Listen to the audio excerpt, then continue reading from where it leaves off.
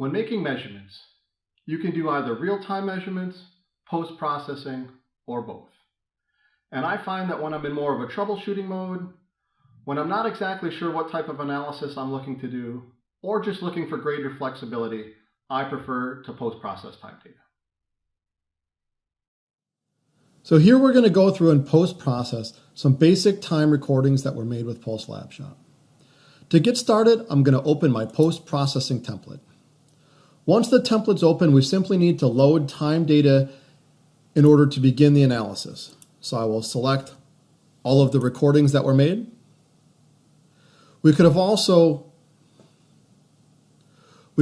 go through and listen to the data in the time editor and do some additional analysis. But what I'm going to do now is simply go through and post-process the recordings.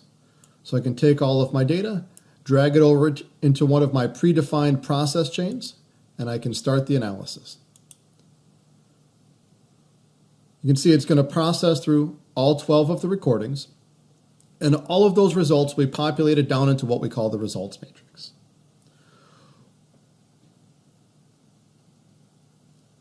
One of the real advantages of using the results matrix is it gives us a very clear overview of all of the results. So if I wanted to look at all of my third octave spectrums, I can simply select the column for all of the third octave data. If I wanted to look at some FFT results, I can look at those as well. Or if I wanted to look at any single number metrics, I can select the results here in order to populate data into the displays. So now I'm actually going to go through and save those results back to the project browser. And at this point, I'd like to go through and export all of my results to Excel.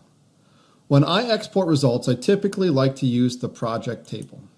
So I'll bring up the project table, and I'm going to minimize the process chain area. Now, if I wanted to export just my third octave results, I can filter the table. So all I have are my 1/3 octave results.